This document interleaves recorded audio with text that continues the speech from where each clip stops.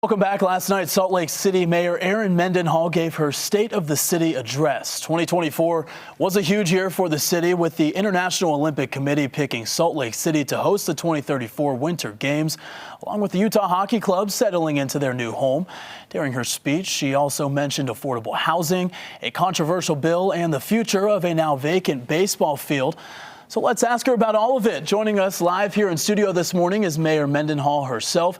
Good morning, Mayor. Thanks for being here. My pleasure. Thank you. We have a lot to discuss, so let's get right into it. You talked about a lot last night. I want to start with talking about the Census Bureau saying Salt Lake City added nearly 10,000 people between 2020 and 2023. How do you plan to help the increasing number of both neighbors and housing prices? That's a big topic of conversation as well here. Yeah, our downtown population has doubled since 2020, and in the next several years, we're going to add another 7,000 residents downtown. So we're doing the opposite of what a lot of cities in this country are doing, which is seeing people leave their downtowns. This is good for the state of Utah. When we have a strong capital city, it benefits economically the entire state, but culturally and in so many other ways too. You know, we've added the Utah Hockey Club. We are looking to make Main Street a pedestrian corridor and build a green loop that takes over some of the excess street space that we have on some parts of the city and make a big linear park.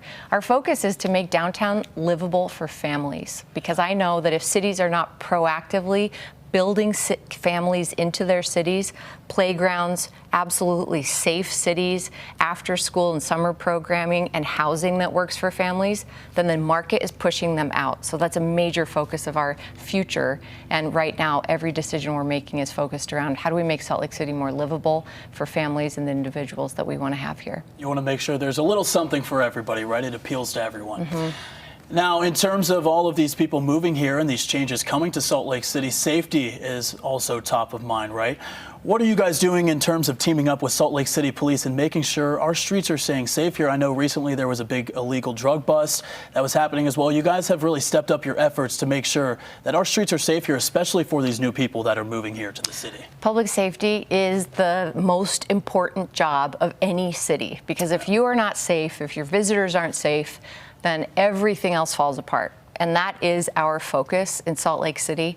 Now, we're responsible for both the actual crime data and the perceptions of crime. And we have some differences there. Crime in Salt Lake City is actually down.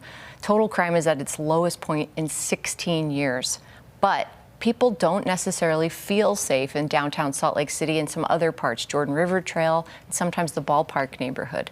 So we developed a public safety plan, released it just 12 days ago after the governor, speaker, and the president invited us to do so. It's kind of an audacious ask, but we said absolutely yes, because the system isn't working for some of the highest need individuals on our streets.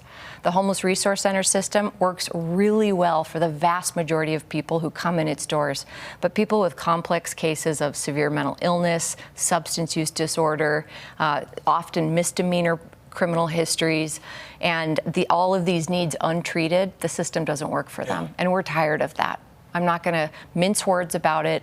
We're taking responsibility on the public safety end, and you can find 27 different actions Salt Lake City is bringing to make Salt Lake City safer in the public safety plan we just released. I think the biggest thing you said there, too, regarding the homeless topic of it all and dealing with the homeless crisis here in Salt Lake City is that you guys want to be able to provide the resources for these people in need, right? Not just getting them off the streets, it's helping them when they leave the streets. Of course. Yeah. This is a humanitarian crisis. Yeah. You know, we can talk about it as a criminal element. We can talk about it as a housing crisis. It is a humanitarian crisis.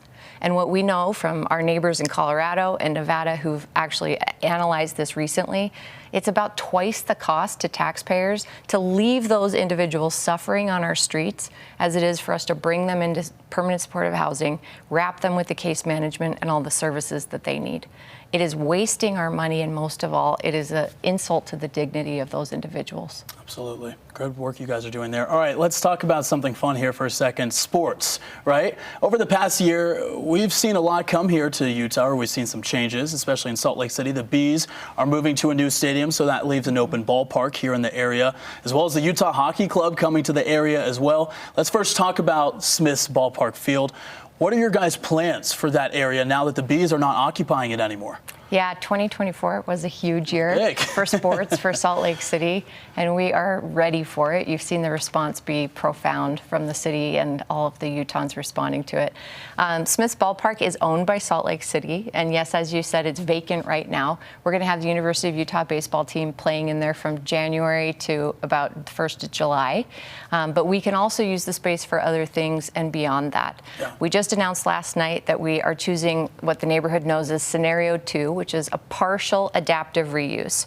So if you imagine the west part of the ballpark stadium being preserved and transformed to have retail, food and restaurant, shops there, and reusing the ballpark to become an urban open space. So you could have sporting events, you could have a park area where kids in the neighborhood can play, you could have pop-up events. Concerts. That's right, all of it. And you can reuse that stadium seating for all of those things, and a festival street outside where we can have farmers markets and the kind of events that mostly happen downtown right now. So it won't just sit there by itself. There's big plans for that. Big plans coming to the ballpark neighborhood. All right, and Utah Hockey Club, real quick, how excited were you when we announced that the team was coming here? I mean, I actually went to a game last week.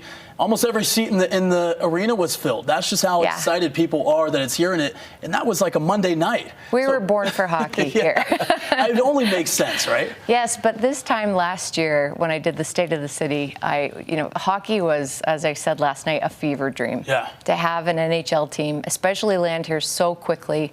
3 months later, we were welcoming the Utah Hockey Club at the Delta Center and in Salt Lake City, and we have not stopped cheering them on. It's a natural, I think, illustration of the kind of growth and the enthusiasm and the demand that is in Salt Lake City for that kind of fun. Up next is now just deciding what the permanent name is going to be, right? That's right. You want to arm wrestle over it? I like Outlaws. I have vowed for Outlaws. Do you have a favorite, or do you? Yetis is obviously a top pick as well. I love the Yetis. Okay. I love my cooler, too. All right, so maybe we will have to arm wrestle over it because I'm an Outlaws. Real quick, too, you've got a busy, next almost 10 years ahead, too, with planning for the Olympics to head our way. Are you guys excited for it to come back to the area? I know you are. A lot of work. It's 9 years and 12 days before we light the torch. I know.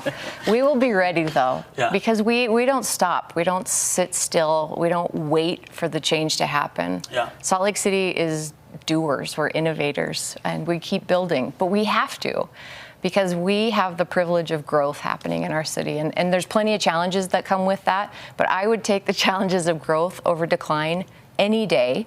So the growth that we're talking about with a green loop, with Main Street pedestrianization, with the sports, entertainment, culture, and convention district, with improvements to our parks throughout the city, that's the kind of stuff we need to be investing in anyway. And it's going to make us more ready for the games when they get here. Well, we are excited for it and everything that Salt Lake City is doing. You guys are doing amazing work. Thank you, Mayor, for being here again this morning. We look forward to all of it. Thank you for having me.